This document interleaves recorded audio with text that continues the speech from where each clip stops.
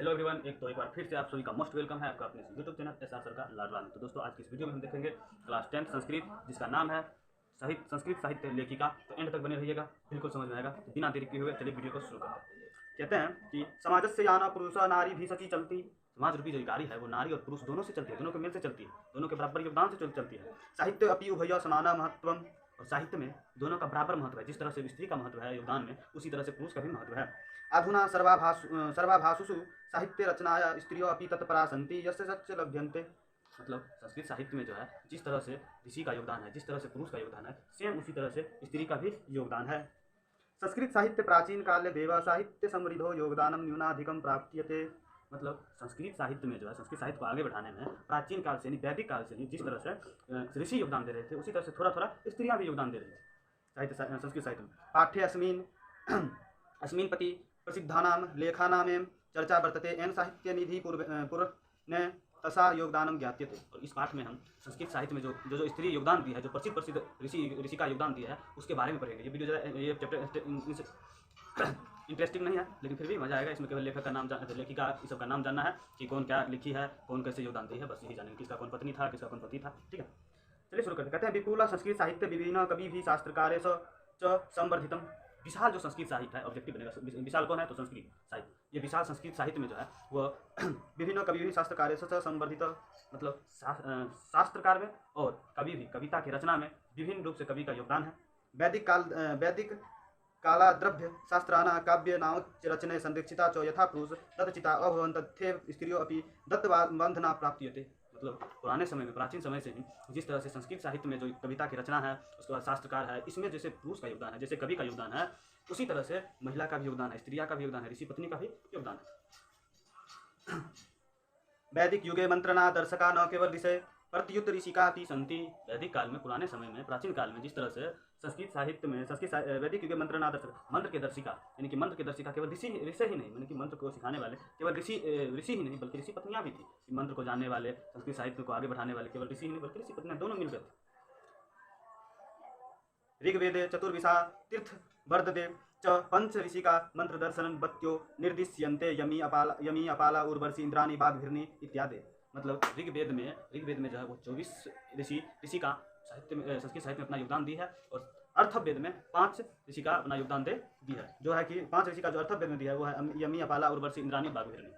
चलिए आगे देखते हैं।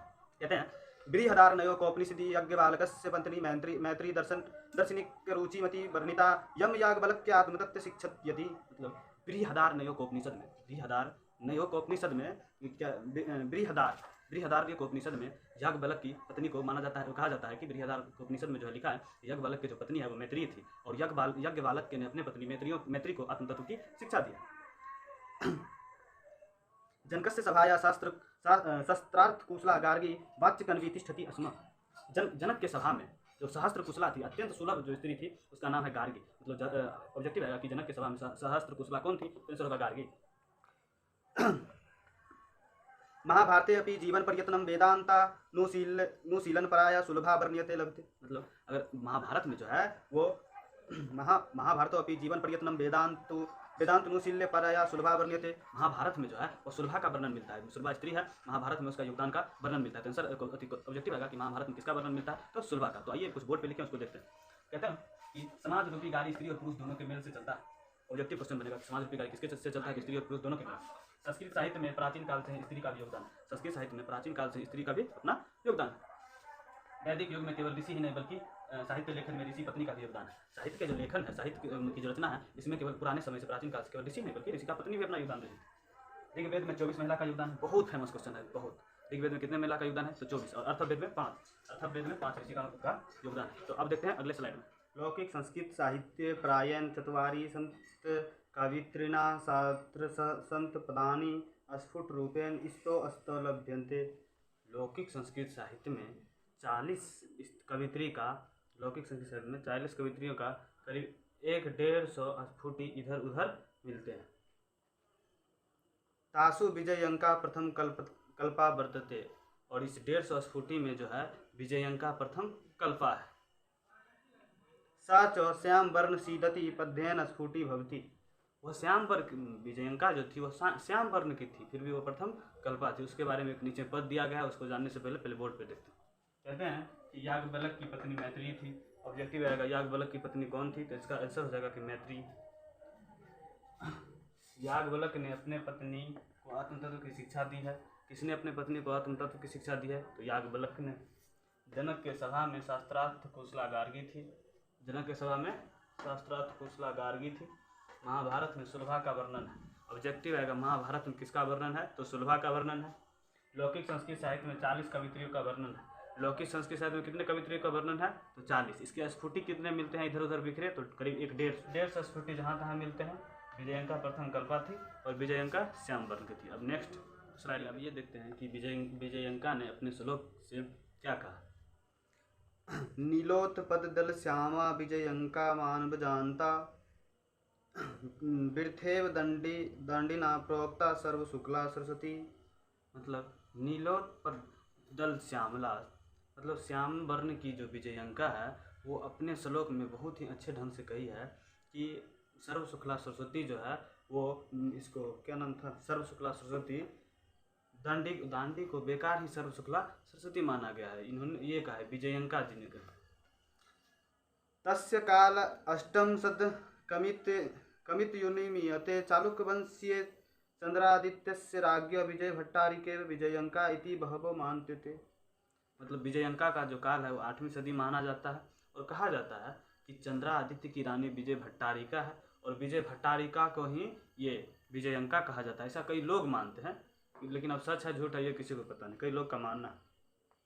कीचशीला भट्टारिका देवकुमारिका राम भद्रा प्रभृतयो दक्षिण भारतीयता संस्कृत लेखिका सो स्फुट पदों पर सीधा। लेकिन दक्षिण भारत की जो लेखिका है शिला भट्टारिका राम भद्रा जो है वो अपने सुंदर स्फुट यानी सुंदर कथन सुंदर लेखन के लिए काफ़ी प्रसिद्ध है।